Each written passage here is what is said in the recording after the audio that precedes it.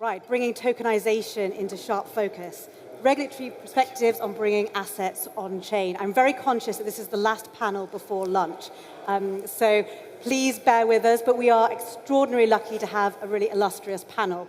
We have Mike Falkender, former US Deputy Assistant Secretary to the Treasury.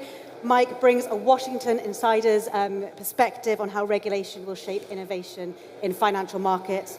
We've got Charles Cannon, the EU's Financial Counselor to the UK. Charles offers a uniquely European perspective on the evolving regulatory landscape for digital assets. We've got Tom Theobald, CEO of Luxembourg for Europe. He's a leading voice on how established hubs can embrace tokenization and digital assets to stay competitive. And then finally, we've got Jana Patash, founder and CEO of Markets Evolution. Jana advises firms across the UK on the regulatory environment, and she is one of the sector's most thoughtful advocates. So thank you very much all for joining me. I'm going to start with a relatively easy question. We're going to get spicier as the panel goes on. But I want to ask each of the panelists, big picture, tokenization is the issue of the moment. There's lots been said on the promises around innovation, on efficiency, on competitiveness. What do you see as the real opportunities around tokenization for your respective jurisdictions? And what are going to be the biggest drivers for tokenization? Is it going to be market demand? Is it going to be political leadership? Is it going to be competitive pressures? So, big picture question. I'd like to start with you, Mike. Sure. Thank you for having me. I see this coming from the marketplace, that there is, I see this as the latest evolution in the payment system. I remind people all the time that technology has been changing the provision of financial services for decades.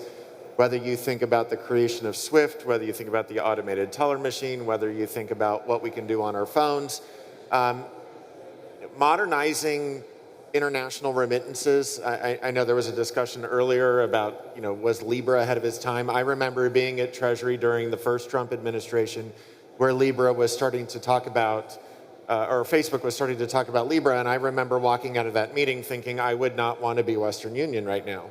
And that's very much the way that I think about the potential role of stablecoins is, while I don't yet know the application and the extent to which it's going to be readily adopted for daily transactions by retail investors, I see it as potentially fundamentally transforming the way that we do international flows for institutions. And given, and the argument that I continually made to Congress when we were looking to get the Genius Act passed was, it's not as if this innovation is going to stop if the US does not provide clarity with regard to a regulatory environment. It just means that the innovation is going to take place somewhere else. And so to the extent that you as a member of Congress want to wake up one day where it's the Chinese that are at the lead of international standard setting on digital payments and on digital assets, that is the path we are on if we don't get some kind of regulatory structure through legislation. And I really do believe that you only have a seat at the table when it comes to international standard setting if a lot of that activity is occurring in your jurisdiction. And the unwillingness by the Biden administration to pursue it was really a galvanizing force to change direction when President Trump came into office. Right. Charles. Agree with a lot what you said, Mike, and talking about technology evolving for decades. If you think about it, hundreds and thousands of years. 500 BC, the Chinese had decided to punch a hole in the coin so that you could put them on sticks or on shoelaces, so you could more easily carry them around. So you see, probably the latest technological advance. Definitely tokenization is the real game, also from policymakers' perspective, because we really understand it's about bringing the efficiency gain onto the vast universe of existing and new, of course, financial instruments. And I think I've come across some figures saying only 0.5% of investable assets are currently tokenized. So the sky is the limit. Now, to be a bit more specific, but maybe also to bring the policymakers' perspective on opportunities. I think opportunities in Europe, from our perspective, would dovetail with what are the strengths and the needs of continental Europe, of the European Union, i.e. anything that can help with interstate activities, so dealing with fragmentation, anything that can deal with competition issues. I mean, we have a heavily banked system with established players. The payment universe is also obviously characterized by a small number of global participants, so bringing more competition and obviously helping with our capital markets, both from a wholesale and a retail perspective. And the use cases are really numerous. I mean, wholesale, think about all the collateral that is trapped currently, and because of the swiftness of the movements that is entailed in blockchain, then you can liberate all this capital and put it to productive use. There are many initiatives, like you mentioned, I think, short-term corporate papers. I mean, the Banque de France, Euroclear are working on this. Corporates, I've read this anecdote of St. Regis Aspen hotels in the United States. They're raising funding through tokens, and that facilitates the distribution of dividends. So it's true as well for smaller companies. And so many use cases, I think I should stop here because the sky is the limit. And also drivers, obviously, I think it's a mix. Innovation comes from the private sector, but regulatory attitude certainly matters. And of course, the turf war between agencies in the past has not helped, whereas we realize that a sound and clear regulatory framework is very helpful, and there's so much more that we can do, including kickstarting the pump, for example, public issuances. The Digit in the UK, Slovenia has been a really early movers of issuing sovereign bonds. Development banks have issued significant amounts of bonds, like the EIB, for example. So that's also what the general official sector can help, but innovation comes from the private sector. Tom. Thank you. Thank you. A lot has been said by the previous speakers, but maybe to build on what you said, to me there's been two key drivers, which are regulatory clarity on the one hand, and also the kind of institutional uptake of tokenization. To extend to what Charles was saying, from a Luxembourg perspective, within the EU context, we've always tried to kind of support these developments, also be a first mover. I think the bonds that you mentioned, for instance, were issued under Luxembourg law, where we adapted legislation to provide this legal certainty around the use of securities on the blockchain. If you look at it from our perspective, also a key opportunity, I think, lies in the fund industry. We're, of course, a fund hub in Luxembourg, and I think the tokenization, not only on the asset side, but also the actual vehicle, that as a distribution channel, is an important one. We have mutual funds, we have ETFs as a distribution channel. There's a lot of discussion around active ETFs, but I think maybe the next front line will be the tokenization of these funds and the fractionalization that is possible, direct-to-consumer distribution. Jana. I think, a lot has been said by everyone else in terms of the benefits, and one of the patterns that I saw emerging was how the benefits that each of you has stated for your jurisdictions very much aligns with the policy priorities of your jurisdictions. So in Mike's case, talking about, the priority around digital money and retaining the dollar's position on the global stage. In Charles's case on, EU sovereignty and, how tokenization can support the Capital Markets Union and other strategic EU initiatives. And, for Luxembourg specifically, it's a center for funds at the moment. How can that be taken into the future? And, when we look at the UK, London has long been a global center for financial services. And when we look into the future, obviously the opportunity as more financial services activity either goes, becomes digitalized, as the next technological evolution of financial services infrastructure, either in the form of tokenization of assets and financial instruments, or the introduction of smart contracts infrastructure to derivatives markets, for example.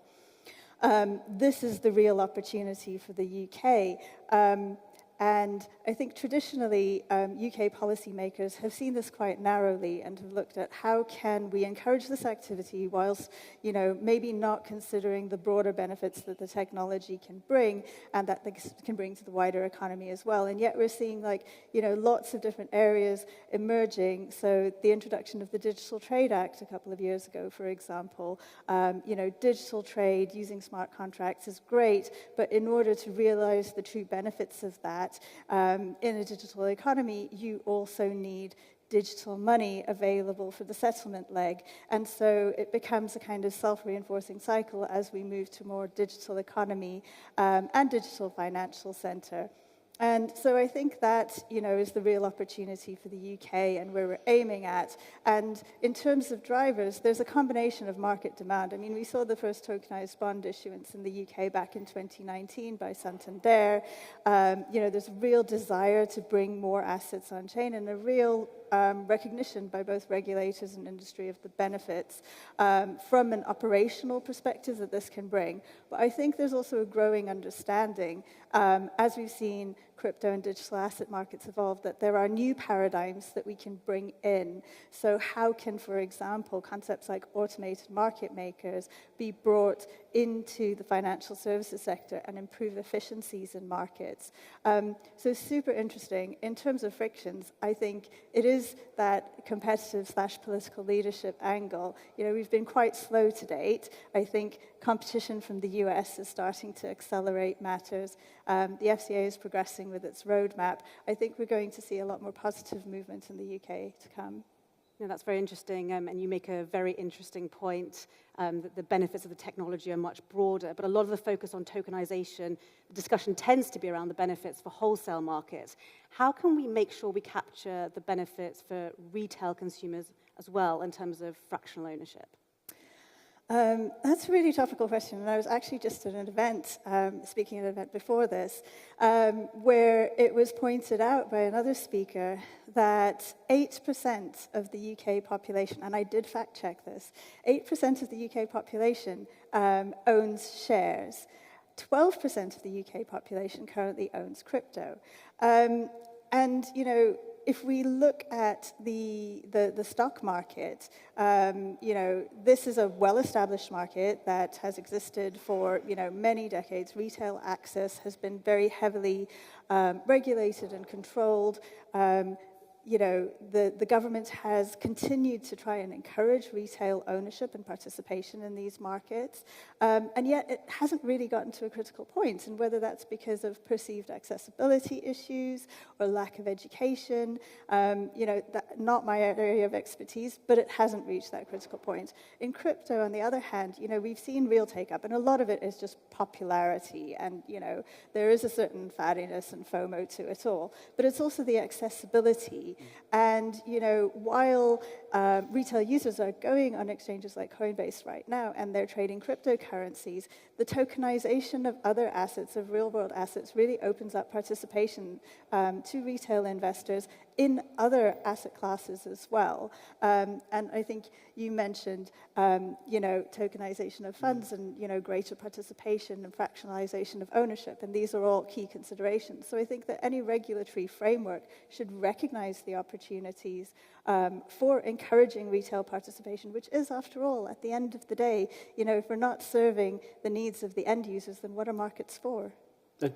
I fully agree on that, and it's also, the savings and investment units, it's precisely the objective, and I think there's a lot we can learn from the ease of use, as you say, the accessibility that the crypto industry has created. We have frameworks like MiCA now that help also to create that investor trust to some extent, I think, which is also important to have that.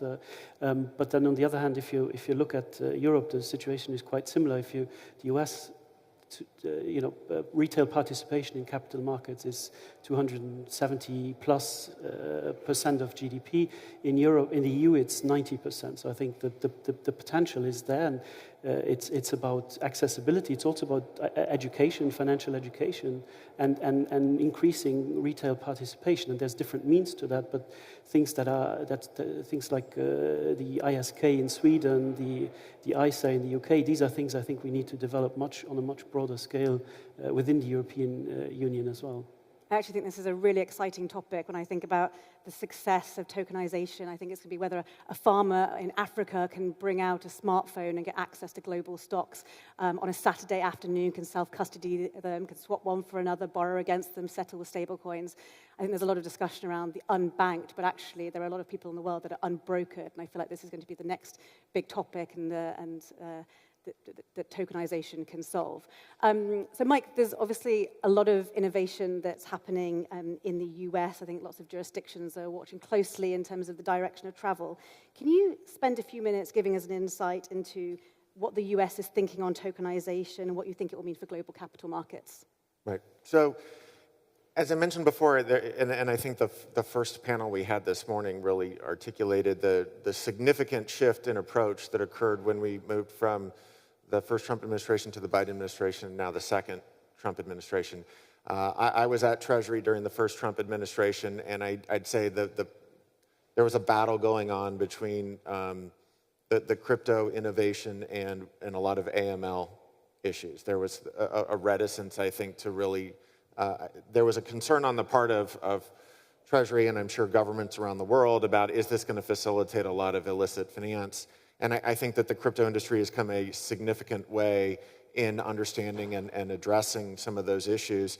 Under the Biden administration, I think our perception was that they just didn't want anything to do with it. They saw no beneficial use case, and unfortunately, as with too many things, their view was, let's just shut it down, thinking that that'll stop it, when in fact what it does is it moves it abroad.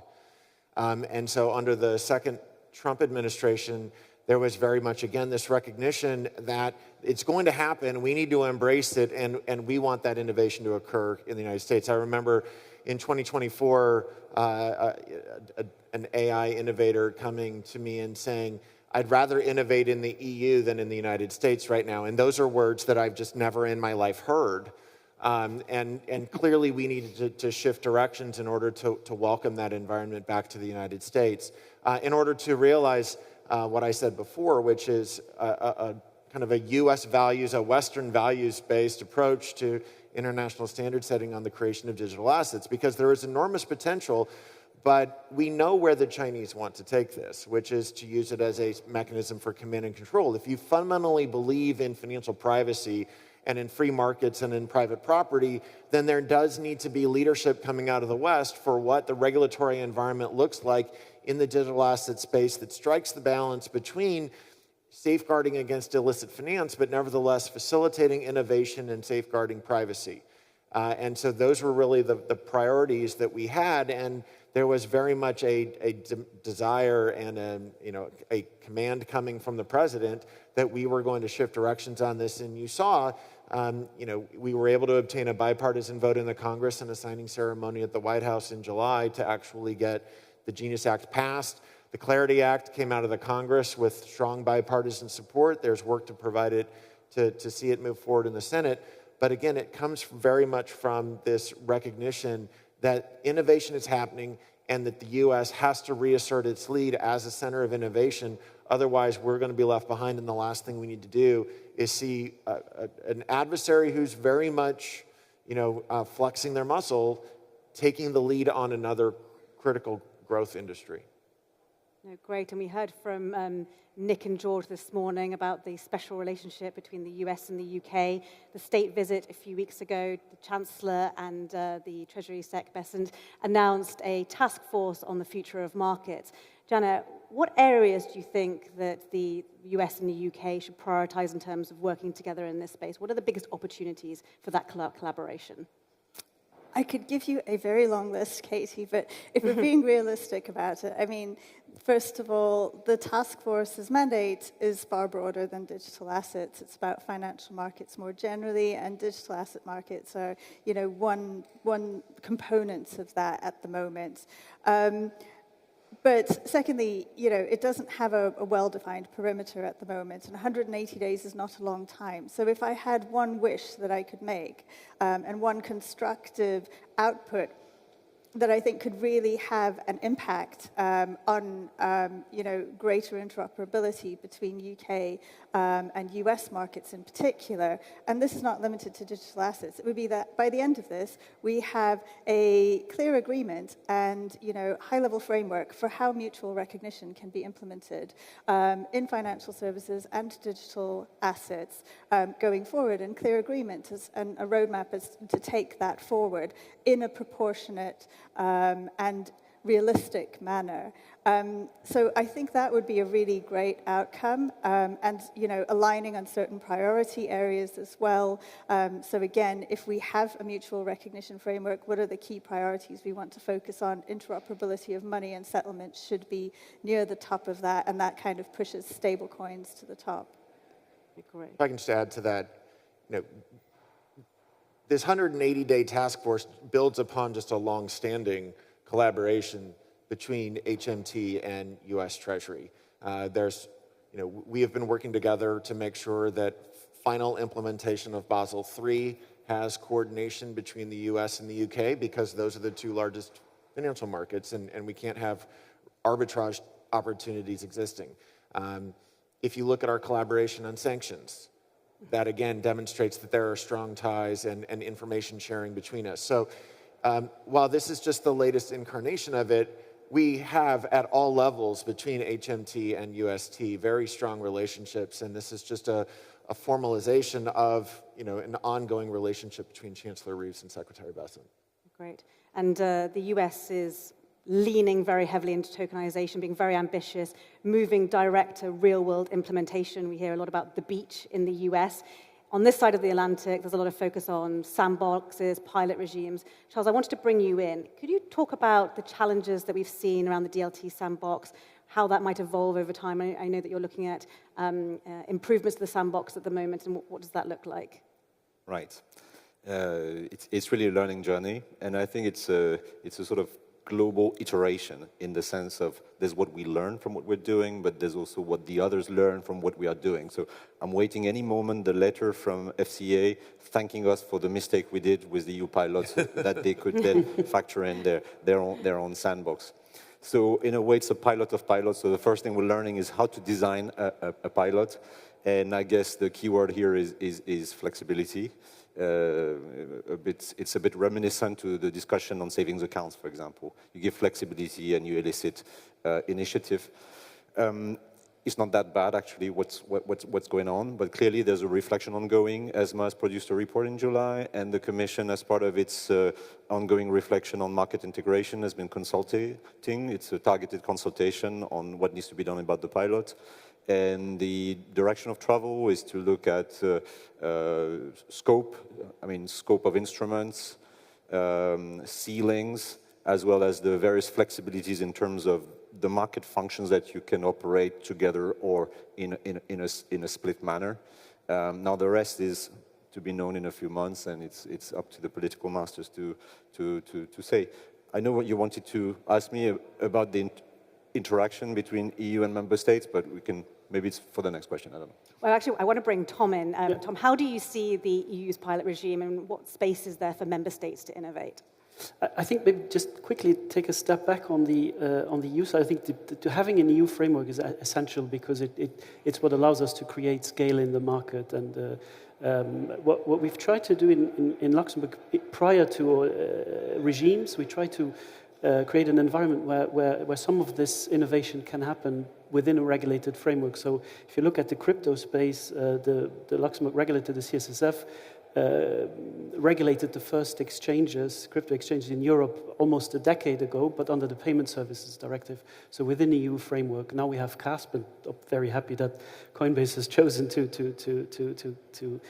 get its license in Luxembourg. But the same is true for tokenization and digital assets. So prior to the regime, the pilot regime, what we have done in Luxembourg is adapt blockchain legislation to provide this clarity. I think the pilot regime is important to prove concepts, to test concepts, but at some point you need the legal certainty that a framework can provide, because you don't want to end up in a legal gray zone after you've tested your services and products. So I think one lesson that we can draw from the pilot regime, which is what we try to do in Luxembourg as well, is that the security is a security. So you need to make sure that, and that's why I think with the next step for me is to integrate DLT into existing EU legislation, be it MiFID, be it CSDR, to really be able to create this scale. So I think that, for me, that seems to be the next logical step.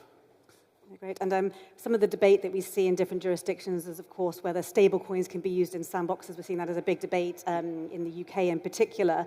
In the US, you've ruled out central bank digital currencies. You are leaning into stablecoins as part of that strategic decision to embrace tokenization. Given other jurisdictions are debating about whether they should be leaning to stablecoins or CBDCs or tokenized deposits, can you take us on that journey and how the US decided to lean into stablecoins? Sure. I view the choice between stablecoins and CBDCs is very similar to postal banking versus private sector provision of financial services. And so how much do you want the government being the central node of providing financial services versus to what extent do you want it to be the private sector?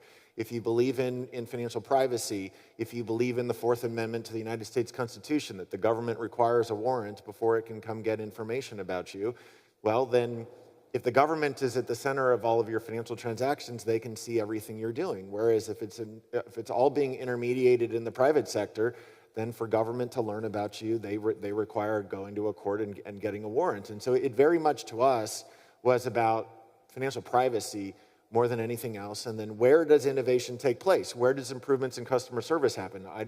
Our role model in the United States is not the Department of Motor Vehicles.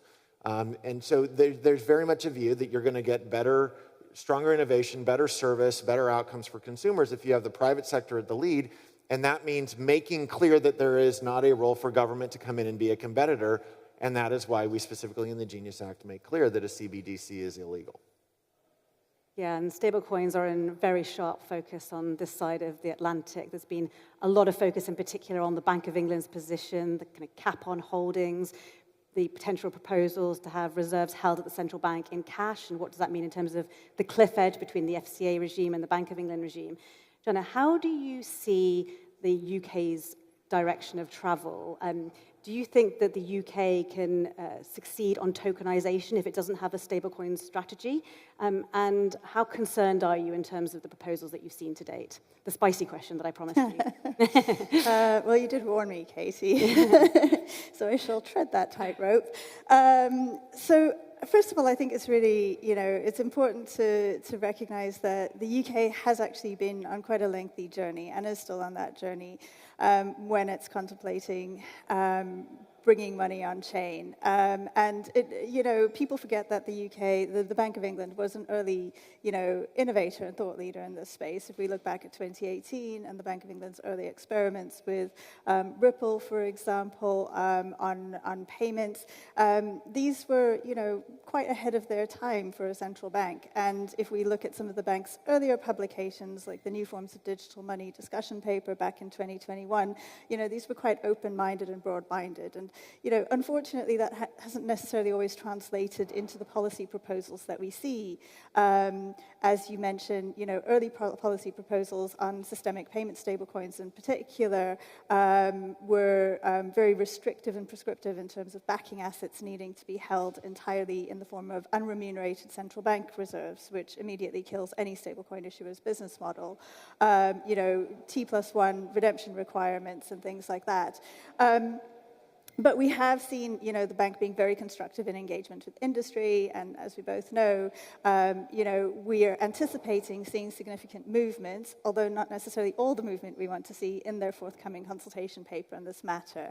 But I think there is room for discussion, and the US's, advances in this space are certainly also putting competitive pressure on the UK in terms of recognizing that there's a need to bring GBP on chain in particular. To create, to be able to meet the demand for an on-chain settlement asset. Wholesale CBDC doesn't exist. We've talked about RTGS synchronization. That does not yet exist. The reality is that stablecoins are all we have for on-chain settlement in financial markets at the moment, or in crypto markets. So I think, there is room for discussion. And you specifically mentioned the limits question, Katie. I think that's received significant publicity lately. I think, again, you know, we originally saw proposals on this back in 2023 around transitional limits. The bank seems to be indicating that that's, you know, perhaps not transitional anymore. I think there will be opportunities to debate and discuss these, and I think the need for data from industry to support, you know, the arguments as to how stablecoins can be adopted at scale, but also safely, and in a way that enables financial market integrity to be preserved and systemic risk to be deterred will be very important. Great. A few minutes left. Quick fire round for the final question. Tom, I want to start with you. If we reconvene in 5 years, what does success look like for the tokenization agenda?